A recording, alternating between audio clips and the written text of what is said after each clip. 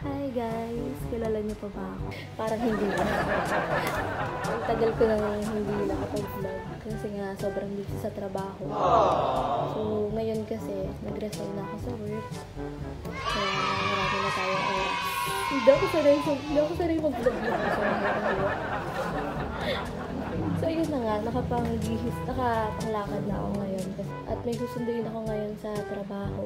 Alam niyo naman siguro kung sino yung susunduin ko, di ba? Yung sinasabrata naman sa sila. Mukhang nag-e-enjoy na siya sa pangbababae. Kaya, hulihin natin yung mamaya. May ibang sumusundo sa kanya. Hindi, joke lang. Babawi lang ako. Yun, nandito na yung angkas.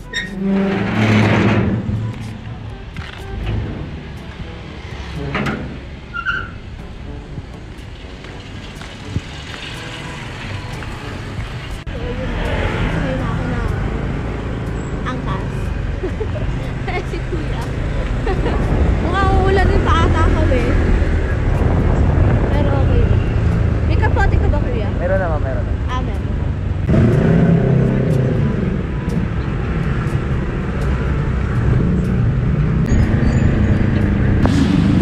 So, ayun guys. Nandito na tayo sa harap ng trabaho niya. Kinakabahan ako kasi hindi ko alam kung masusurprise ba siya or ako yung masusurprise. Hindi ko alam, baka mamaya tama pala siya ibang babae, di ba? Hindi ko alam. Naantay ko na lang siyang bumaba. A few moments later. What's up guys? So nagbabalik tayo ngayon dito sa Intramuros Bridge. Ayan, kung nakikita nyo. At ito na nga hinihintay natin. Sinurpresa tayo ng aking baby. Ayan. Nagulat ako na doon na sa baba ng opisina ko. Sorry naman. Ayaw mo ba? Ayan. Ginulat ako andun.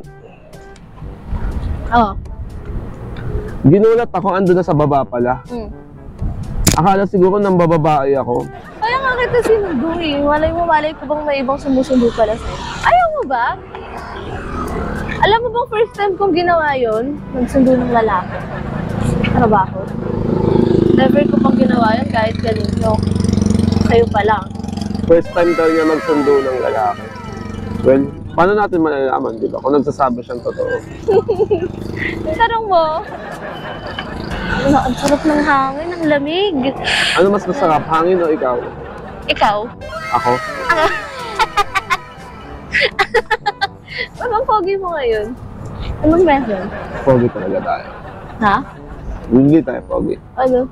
Cute lang. Sakto lang. Saktong tao lang tayo.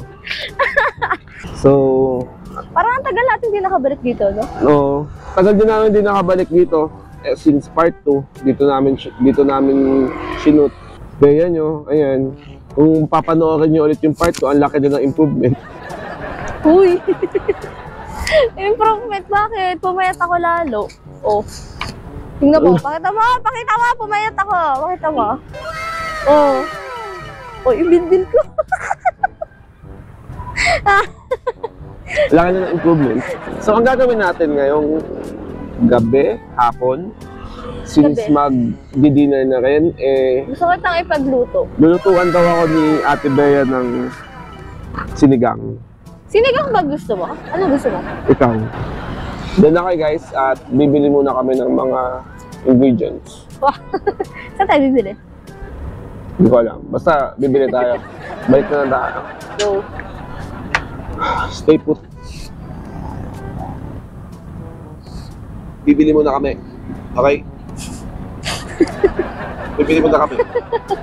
Oo nga, bibili na nga. Bibili muna kami. Ha? Let's muna kami. Dalawa. Ako yung maasim. Maasim na maasim. Ha? Kasi asim lang kilikili mo. Claim your free Okay na yan. Visa debit card. Kawawa naman yung mga kapatid ko. Request for one. Mga kapatid namin. Service for select. Parang ako yung nagugutom. So yun na nga. Pinagluluto ko lang yung tropa ko kasi nga baka naman, kaawa no, baka nagugutom na yung tropa ko. Diba? Uy, gutom ka na ba? Wait lang ha. Sakto lang. Hmm? Kaya ka pa naman. Tayo. Wala, pinagluluto ko lang siya para, ano mo na, makabawi-bawi man lang. Tagal natin din nakita, no?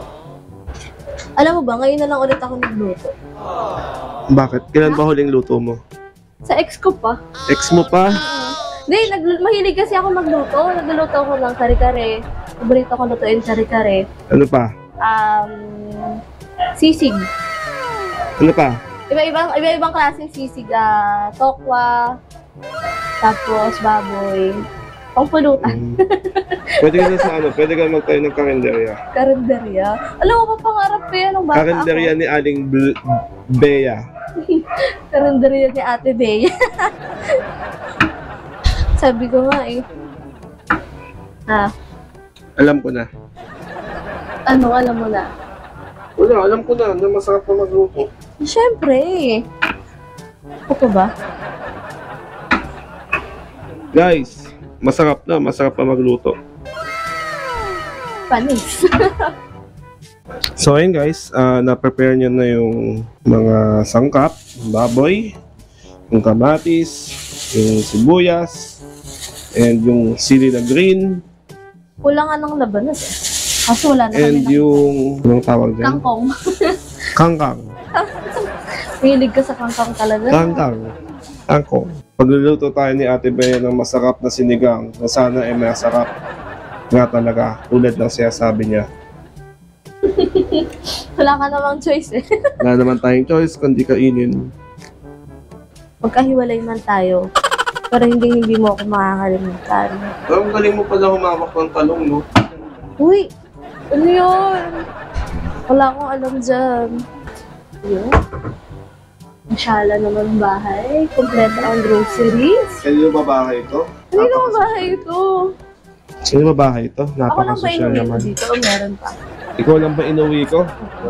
Ano hindi ka? So, titingnan na natin kung marunong ba talaga siya magluto. Dalawang klase kasi ako pagluluto ng sinigang. Yung iba, pinapakuluan lang. Oo. Luto ng pangtamad. Ganun ginagawa ko eh. Luto Pinapakuluan ng ko. pangtamad. Tapos, malakas. Yung sa akin kasi, ginigisa ko muna para maglasa yung bawang. Ay, Oh. bawang. Yung ano, yung kamatis saka sibuyas. Nagagalit sibuyas. Dito siya kayo madarang.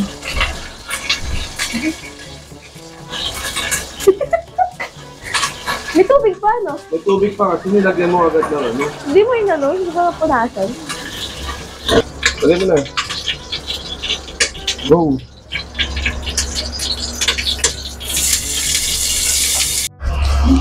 Luto na siya. Go. Tignan natin.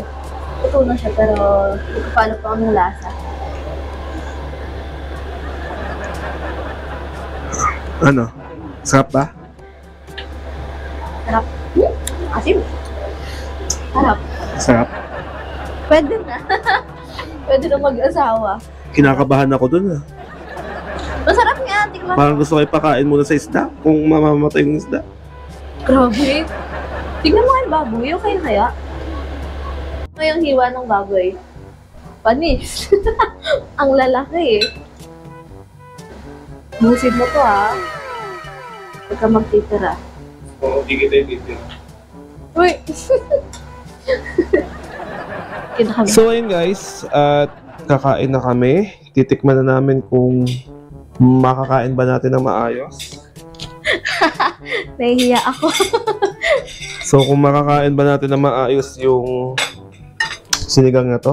Ayan. Mukha naman po siya masarap. So meron tayo ditong kasama ang aking lolo and lola. Ayan. So sila ang magja-judge kung masarap ba talaga ang luto ni Ate Bea. Walang So, masarap yung may sitaw pa may ano. tanungin natin sila. Nako, kahit walang sitaw. Ah, Masarap pa rin, oh. Tingnan mo. Antinits, how's the sinigang? Ay, masarap. Masarap. Masarap. Sobra. Nakain mo na ba? Nakain ako. Perfect.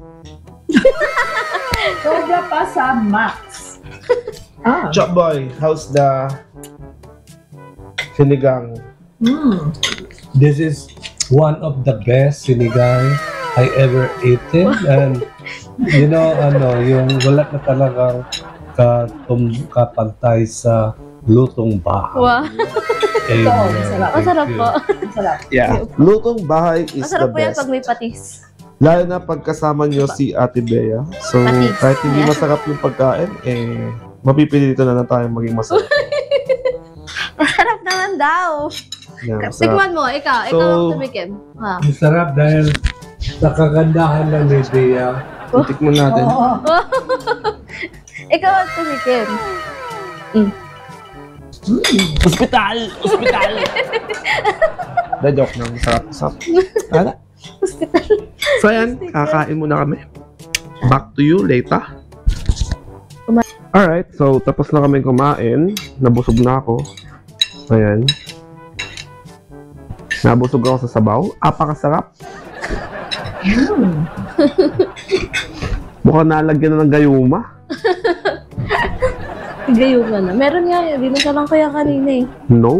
Dinasalan ko. Hindi yan uubra sa akin, mga gayuma na yan. Yun, tiyan ko. Pero, Puputok na. Diet na ako next year. Sabay tayo. Sige, sige. So, maghuhugas muna kami. Babush! A few moments later. So, ayun guys. Pauwi na kami ni Ate Bea. At ayun, busog na busog ako sa kinain kong sinigang. Kitang-kita nyo naman kung gaano kasarap. So, feeling ko nilagyan niya ng gayuma kasi parang na-inlove ako. Dinasalan ko talaga yun. Titignan ko lang kung tatalab. Pag hindi, uulitin ko na lang. Para ako na yung lagi mong hanap-hanapin. Naku po. Mahirap pag hinahanap baka masanay. Kaya nga, ayoko masanay ka na lagi akong kasama. Baka hanap-hanapin mo ako. Marami na ako magiging time sa'yo ngayon. Naku po, mababantayan na tayo na mabuti. Marami na akong time. Pero na-miss mo naman ako, Ate Bea. Ha? Na-miss mo ba ako? Miss na miss, syempre. Paano? Bakit ba nabangat to sa trabaho mo? Hindi kita na-miss ng sobra.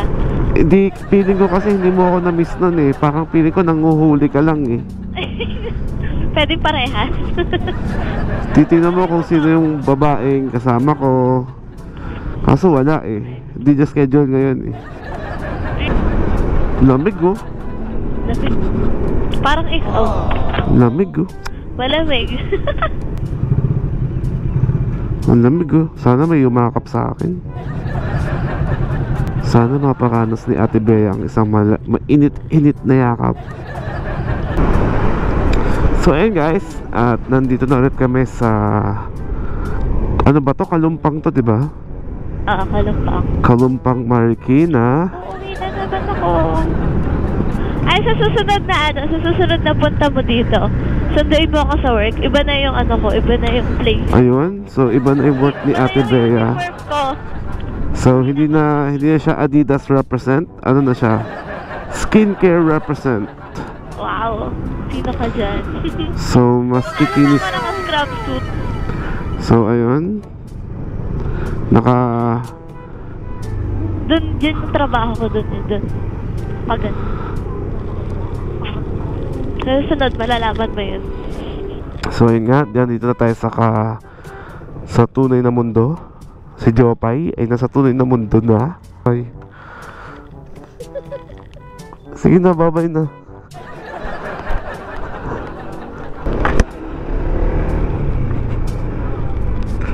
So ayun guys, at ewan ko ba kaninong content to. Akin ba to kay Bea? Busog ako dun. So again guys, kung nagustuhan nyo po ang episode natin ngayong gabi, at alam ko maraming nakamiss kay Ate Bea. Ayan. So far So update ko kayo, ano ba nangyari kay Ate Bea, bakit matagal kami hindi nagkita. So yun nga, bare months ngayon, lalo na December, marami siyang naging work doon sa Adidas.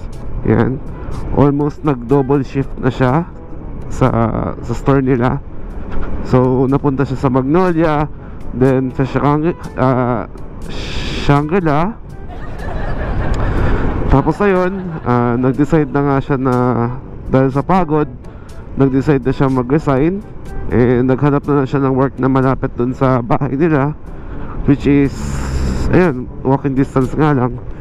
So magkakaroon na siya ng time para sa atin lagi at para sa inyo, para makasama natin siya sa mga susunod natin vlog. So ayun, kung nagustuhan nyo po yung episode natin ngayong gabi, huwag nyo pong kalimutan i-share, i-like, and subscribe. So again, kita-kits ulit po tayo sa next episode ng Dribling Sakay Serye. Abangan yan, paalam, bye bye!